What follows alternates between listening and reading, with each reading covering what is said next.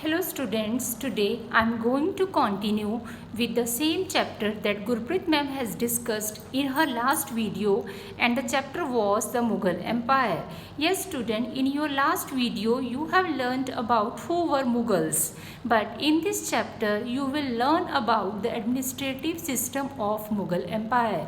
Yes student, in this system you will learn about who were Mansabdars and Jagirdars, and you will also learn about the system of revenue. Yes student, but before starting these terms, I want to make you understand the background of Mughal Empire.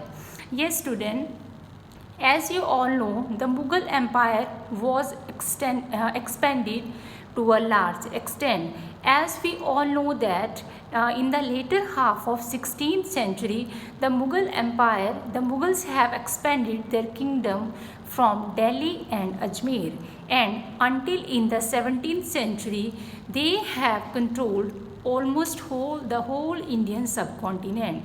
And in such situation, there was no such ruler who could control such a large empire. So as the rulers came,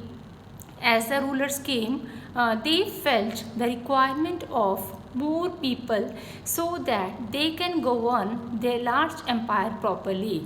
So in this way you can say that कि जैसे जैसे नए नए राजा आते चले गए, उन्हें लगा कि एम्पायर इज़ टू बिग, बहुत बड़ा है और इसको चलाना किसी एक राजा के हाथ में नहीं है. सो उन्होंने फेल्ट किया कि दे नीड मोर पीपल, उन्हें ज़्यादा लोग चाहिए थे. Here student, I want to remind you about the founder of Mughal Empire. I think all of you know who was he? Yes, Babur.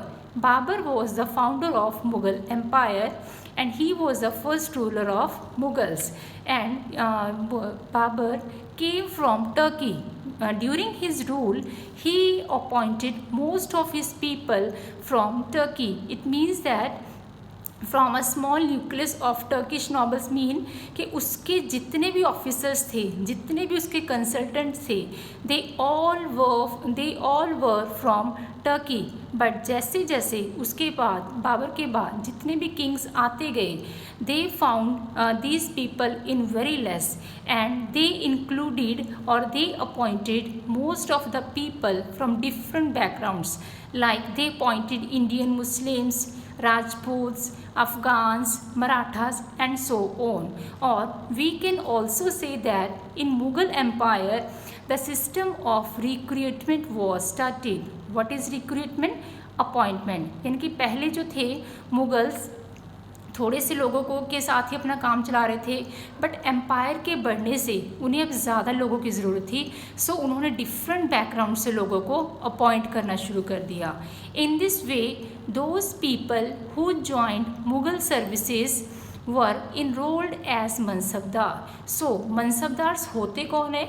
वो लोग जिन्होंने मुगल्स को अपनी सर्विसेज दी हैं या जिन्होंने मुगल्स के अंडर मुगल्स को ज्वाइन किया हुआ है, उन्हें सबको क्या कहा जाता है? मनसबदार. और we can say that mansabdar was an individual who holds a position और अ रैंक. ये स्टूडेंट, इट मीन्स दैट कि कोई भी इंसान, कोई भी ऑफिसर, ठीक है, जो मुगल्स को अपनी कंट्रीब्यूशन दे रहा है, अपनी सर्विसेज दे रहा है, उसकी एक पोजीशन होता है या उसका एक रैंक होता है. तो उस ऑफिसर को हम क्या कहते थे? मनसबदार. ये student, mansabdari system in actual ये जो था, it was a mansabdari system. In this system was started by Akbar. किसने शुरू किया था? Akbar. In actual it was a grading system just to fix. क्या फिक्स करता है ये? Rank of a mansabdar. Number 2, salary of a mansabdar. And number 3, the military responsibility of a mansabdar. Yes, कैसे rank कैसे फिक्स किया जाता है? लाइक मीन्स हाई और लो. यहाँ पे मैं आपको एग्जांपल दे, जैसे स्कूल की एग्जांपल लगा लो आप लोग. स्कूल में हर तरह के काफ़ी पोस्ट होती है, जैसे हाई पोस्ट से लगाओ अब, जैसे डायरेक्टर होते हैं, प्रिंसिपल होता है, वाइस प्रिंसिपल होते हैं, कोऑर्डिनेटर्स होते हैं, एचओडीज होते हैं, टीचर्स होते हैं, यानी कि हर एक का अपना एक रैंक है, कोई हाई पोस्ट पे है और कोई लो पोस्ट पे है। ऐसे ही जो मनसबदार थे मुगलों ने उनको रैंक दे दिया था, किसी को हायर किसी को लोअर। सो इस मनसबदारी सिस्टम में क्या फिक्स किया गया, rank of a mansab. Number 2 salary. Yes student, after that जो मनसबदार थे उनको उतनी ही सैलरी दी जाती थी, उनको उनके रैंक के अकॉर्डिंग ही सैलरी दी जाती थी। जितना ज़्यादा उनका रैंक हाई होगा उतनी उनकी सैलरी ज़्यादा है, और जितना उनका रैंक लो होगा उतनी ही उनकी सैलरी लो होगी। After that they were given some military responsibility. Yes, it means that कि every mansabdar have to maintain सवार और cavalrymen। सवार होते हैं कि जो घुड़सवार होते हैं, उन्हें अपने पास घोड़े रखने होते हैं। Got them register. So mansabdar की ड्यूटी है कि घुड़सवार को भी मेंटेन करना है और उनको रजिस्टर्ड करवाना है।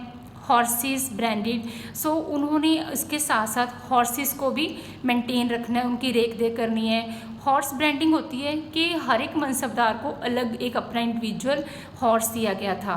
सो आपस में हॉर्सेस मिक्स ना हो सके तो उन्होंने एक ब्रांड सिस्टम शुरू कर दिया। मीन्स कि हर हॉर्स के ऊपर एक, जैसे कहते हैं, स्टैंप लगानी शुरू कर दी कि स्टैंप, डिफरेंट स्टैंप्स होती थी कि ये घोड़ा इस मनसबदार के। So all these responsibilities are given to a mansabdar during which system, mansabdari system. So this is all about mansabdar. कौन होता है, individual who holds a rank or a position in the army of Mughal Empire. Now student, you will learn about concept of Zaat ranking. Yes student, this is again a very important topic. What is Zaat?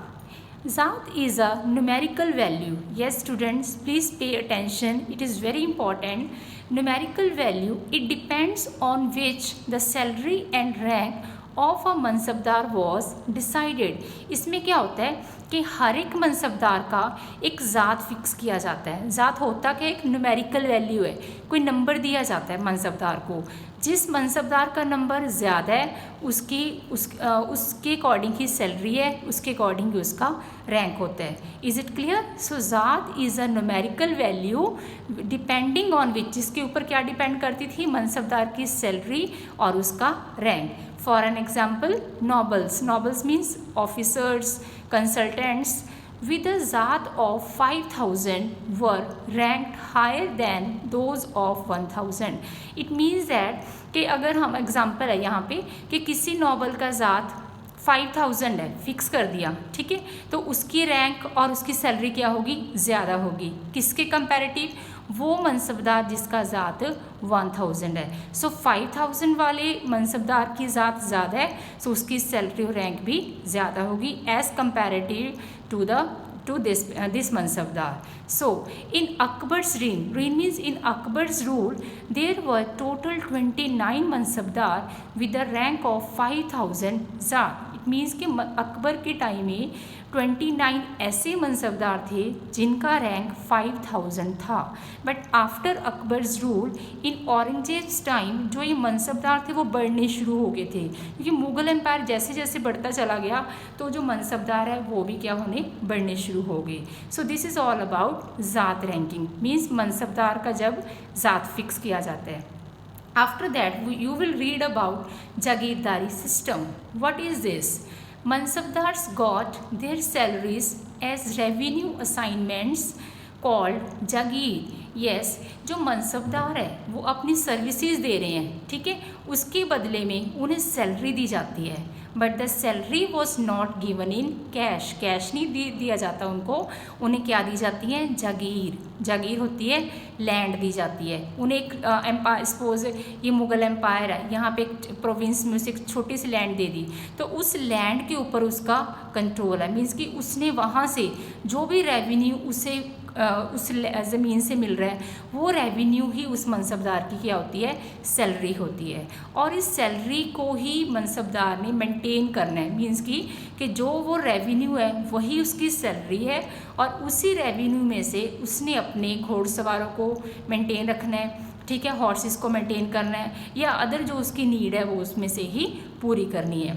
और यहाँ पे condition रख दी, they only had the right to the revenue, कि जो जागीरदार है यानी कि जो मनसबदार है, वो जो जागीरदार है वो उस जागीर पे सिर्फ रेवेन्यू कलेक्ट कर सकता है as his salary. He did not reside और एडमिनिस्टर देयर जागीर। इसका मतलब है कि ना तो वो उस जागीर पे रह सकता है, ठीक है, रिसाइड मीन्स लिव, और ना ही उसको वो एडमिनिस्ट्रेशन वहाँ पे वो कर सकता है। उसका सिर्फ राइट क्या है, उस जागीर से just to collect revenue as his salary. So this was jagirdari system which was started in the Mughal Empire. Now the question is, was the jagirdari system profitable? इसका मतलब है कि क्या ये जो जागीरदारी सिस्टम है क्या इसका फ़ायदा था उस टाइम मनसबदार्स को? यहाँ पे मैंने एक डिफरेंस किया है, so please listen. In Akbar's time, Jagirs were carefully assessed so that revenue was roughly equal to the salary of mansabdar. कि अकबर के टाइम में जब जागीरें दी जाती थी तो जो किंग है वो बहुत ही ज़्यादा ध्यान से वो फिक्स करता था, जागीर देता था, ताकि उसकी उस जागीर से जो रेवेन्यू कलेक्ट होगा that may be equal to the salary of mansabdar, कि मनसबदार की जो सैलरी है ना वो फिक्स होती थी पहले। सो वो एक मतलब रफली आइडिया लगा लेता था कि जो रेवेन्यू उसे उस जागीर से मिलने वाला है क्या वो उसकी सैलरी के इक्वल है या नहीं है। सो ये ध्यान से किया जाता था। So jagirdari system was good in the time of Akbar, but after Akbar's time the revenue was very less than the granted sum. इसका मतलब है कि अकबर के बाद बहुत से रूलर्स आए, लाइक औरंगजेब के टाइम में क्या हुआ कि मनसबदार्स बढ़ने शुरू हो गए, उनका नंबर इंक्रीज़ हो गया और उसका रिज़ल्ट क्या निकला कि जो है उनकी जागीर्स कम होनी शुरू होगी। जागीर्स कम होने से क्या हुआ, उनको रेवेन्यू भी कम मिलता था। सो जो मनसबदार थे तो वो क्या करते थे, उस जागीर में से ज़्यादा रेवेन्यू लेना शुरू कर दिया। तो इसका रिज़ल्ट क्या हुआ, किसान सफ़र हुए, फार्मर बहुत ज़्यादा सफ़र हुए। सो अकबर के बाद जो ये जागीरदारी सिस्टम था it was not good for the peasant. So this is about jagirdari system. Now come to our revenue system. Yes student, this is again very important topic, ज़ब्त and ज़मींदार. Yes student, what is ज़ब्त? ज़ब्त क्या होता है? It means revenue system. Revenue means, or we can say it is a system, a means of method of calculation. यानी कि tax इकट्ठा करने का जो सिस्टम है that is called ज़ब्त. Who started it? It was started by Todermal. Very important. Who was Todermal? He was a revenue minister or the finance minister in the court of Akbar, or we can say that he was one of the 9 jewels in Akbar's court. तो उससे ये काम दिया गया था सारा finance को check करने का। सो उसने क्या किया, he carried out a careful survey of crop yield. Yield means production, prices and areas cultivated for a 10-year period like 1570 to 1580। तो उसने इन 10 सालों में जितनी भी क्रॉप से प्रोडक्शन हुई उस प्रोडक्शन को बेचने से जो उन्हें प्राइसेस मिले या जो एरिया पे वो कल्टीवेशन होता था उस सारी चीज़ों का उसने सर्वे किया बहुत अच्छे तरीके से। और उस सर्वे का रिजल्ट क्या निकला, tax was fixed on each crop in cash, that was known as zabt system. तो उसने क्या किया कि हर एक क्रॉप पे, हर एक जैसे क्रॉप्स डिफरेंट होती हैं, हर एक क्रॉप पे उन्होंने टैक्स फिक्स कर दिया जिसे क्या कहते हैं, zabt system. So it was started by Todarmal. And उसने और क्या किया, each province was divided into revenue circle. Suppose ये मुगल एम्पायर है, यहाँ पे ये डिफरेंट एरियाज है जिसे हम प्रोविंसेस कहते हैं। तो हर एक प्रोविंस में डिफरेंट रेवेन्यू सर्कल्स बना दिए, मीन्स कि हर एक प्रोविंस के अंडर जो रेवेन्यू है वो डिफरेंट होगा क्रॉप्स के अकॉर्डिंग, ठीक है। तो उसने ये किया और उसके बाद जो था not carried out in Gujarat and Bengal, कि जो ये सर्वे का सिस्टम था ये सिर्फ वहीं पे होता था जहाँ पे सर्वे पॉसिबल है, यानी कि जो एरियाज़ उनकी रीच में होते हैं। और ये सर्वे जो था it was not done in Gujarat and Bengal, क्योंकि ये क्या थे, बॉर्डर एरियाज़ थे, तो यहाँ पे ये सिस्टम पॉसिबल नहीं हुआ। So this is about zabt. What is Zabd? Revenue system started by Todramal. Now come to very important topic again. ज़मींदार कौन होते हैं ये? All the middlemen or we can say headmen who were included in zabt system. यानी कि zabt system में suppose ये ruler है, ठीक है, रूलर है, तो इस यहाँ पे क्या है, एक मिडल मैन है, ठीक है, और ये है फार्मर. तो जो फार्मर है वो रेवेन्यू मिडल मैन के थ्रू किसको देता है? रूलर को. सो जो बिचकार वाले इंसान होते हैं दे वर नोन एज ज़मींदार. इज इट क्लियर कि all the middle man who collect revenue from the farmer and gave to the ruler were known as zamindar. They carried out or exercised a great deal of power. उनकी power बहुत थी, क्योंकि अगर ये नहीं होंगे तो ये सिस्टम क्या है, स्पॉइल भी हो सकता था. सो उनके पास काफ़ी पावर थी. इसके बाद क्या हुआ, एक्सप्लॉयटेशन बाय मुगल एडमिनिस्ट्रेटर को ड्राइव दैम टू रिबेलियन. कई बार क्या होता था, ब्राइब्स चलती थी, जैसे मुगल एडमिनिस्ट्रेटर इनको परेशान करते थे तो ये क्या करते थे, रिबेल करते थे अगेंस्ट द मुगल्स. सो उसका रिजल्ट क्या निकला, it challenged the stability of Mughal empire. क्यों क्या होने शुरू हो गया कि जो मुगल्स थे, जो ये फार्मर्स थे या जो ये ज़मींदार थे वो आपस में मिलके किसके अगेंस्ट खड़े होने शुरू हो गए, मुगल्स की. तो इसका रिजल्ट ये निकला कि जो मुगल्स की स्टेबिलिटी थी उसको थोड़ा सा धक्का पहुंचना शुरू हो गया और उनमें आपस में जो एक अच्छा सिस्टम चलता आ रहा था उसमें थोड़ी सी ब्रेक होनी शुरू हो गई थी. सो this is all about your today's lecture. I hope you all will go through the chapter and read it thoroughly, and we will meet in the next lecture. Thank you.